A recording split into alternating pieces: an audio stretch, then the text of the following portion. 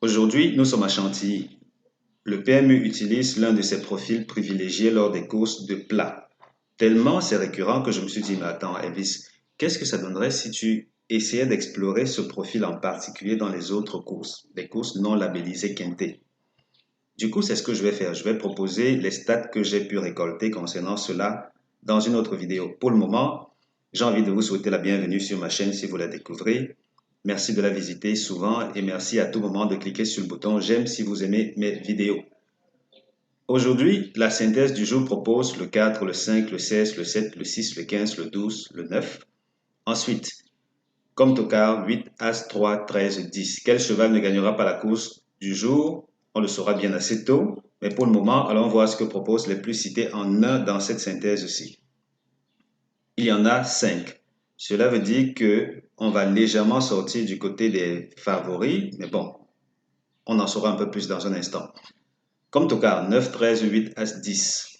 Synthèse tocard. À ce niveau, autant le préciser, le 9 est non partant. Le 9, il n'est pas en course aujourd'hui. Et qui dit tocard dit quelque chose d'important aussi. Je l'ai déjà mentionné dans presque toutes mes vidéos, mais c'est l'occasion de le mentionner encore cette fois-ci. Cette synthèse des meilleurs tocards, je dis meilleurs tocards, c'est parce que c'est ce qui se retrouve dans les deux synthèses. Donc du coup, quand on extrait le meilleur des deux mondes, voilà ce qu'on obtient. C'est un indicateur de difficulté. Ça veut dire que quand on en a 4, il y a des chances qu'un tocard fasse l'arrivée. Ai-je dit que ce sont ces 4 tocards-ci? Non. Les meilleurs en général proviennent de cette synthèse en général. Oui, oui, vraiment ici. On vient là, on récupère et on descend vers l'arrière. Donc du coup, si le 8 par exemple, qui est un bon cheval, ne fait pas partie de cette synthèse des meilleurs, ça n'exclut pas sa chance.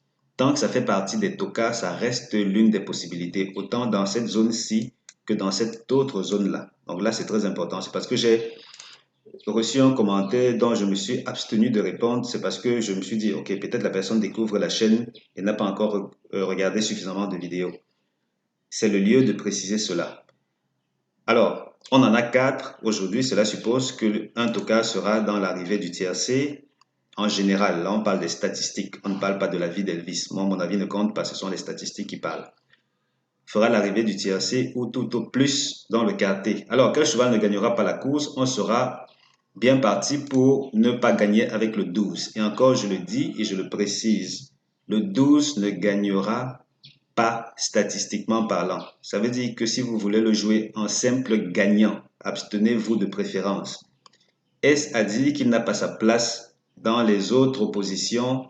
Non, je n'ai jamais prétendu. Donc ne l'excluez pas de vos tickets sous prétexte que Elvis a dit qu'il ne gagnera pas. La gagne, c'est la gagne. La place, c'est la place. Tiercé interdit.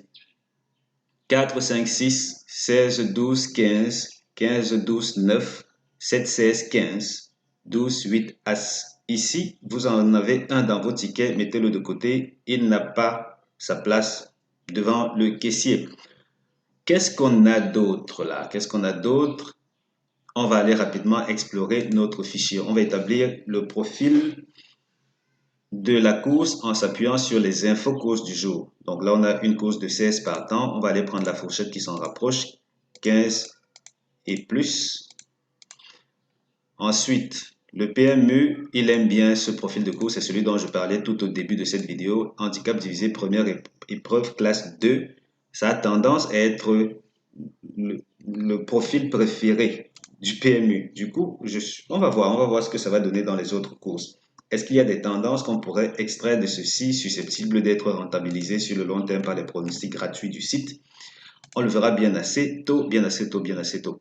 Juste en passant, si vous voulez découvrir mes meilleures bases tiercées, rendez-vous sur chevaldebase.com. C'est de loin le meilleur que j'ai à proposer. C'est quand même 90% de réussite au tiercé. N'hésitez pas, n'hésitez pas. Alors, on a établi ceci. On se dit, OK, good. On a 145 courses pour le moment. Ça veut dire 15 à 20 partants. Là, handicap divisé, première épreuve classe 2, j'y arrive. Et là, on va prendre quoi? On va prendre ceci, comme c'est la valeur 19,5, on va prendre juste au-dessus et juste en dessous. Donc 19,5, 19, 19,5, 20. Comme ça, on sera plus ou moins dans un assez bon équilibre. Maintenant que c'est fait, qu'est-ce qu'on fait? Alors là, on va prendre des courses de 1600 mètres. 1600 mètres. Dès que c'est fait, on se retrouve avec 8 courses de recul pour 9 courses au total, y compris celle d'aujourd'hui. 8 courses de recul qui ont été labellisées quintées. Dans ces conditions, quelles sont les tendances? Les tendances laissent présager que la quatrième place se joue généralement parmi les 5 premiers. Donc, si vous voulez jouer The Couillon, quatrième de la course, c'est plus du côté des 5 premiers qu'il faut aller chercher. Par contre, pour la gagne, il vaut mieux attaquer à partir du cinquième favori. Du cinquième favori jusqu'au tocard. Là, ça nous fait, pour la gagne, ça nous fait combien là? Ça nous fait 9 euros au total. Et jusqu'ici, si vous aviez joué ces 9 euros dans toutes les courses qui nous servent d'historique, vous auriez misé 69 euros pour combien de gains? Parce que l'on a gagné combien de fois? 1, 2, 3, 4, 5, 6. Pour 6 fois. 69 euros pour 6 fois, ça donne combien là? Ok. D'accord. D'accord. Alright. On se retrouve avec 95,3 euros pour le simple gagnant dans ces conditions. C'est pas rien. C'est très loin d'être rien. Et on peut même s'amuser à y ajouter le quatrième favori. On va peut-être gagner 2 euros de plus, mais on augmente la réussite. Donc, si on prend là jusqu'au dernier toka, ça fait combien? 10 euros pour le simple gagnant aujourd'hui. À vous de voir. Pour le reste des rapports, le tiercé se comporte bien dans l'ensemble. Il se comporte très bien dans l'ensemble puisqu'on se retrouve avec une moyenne de 346 euros.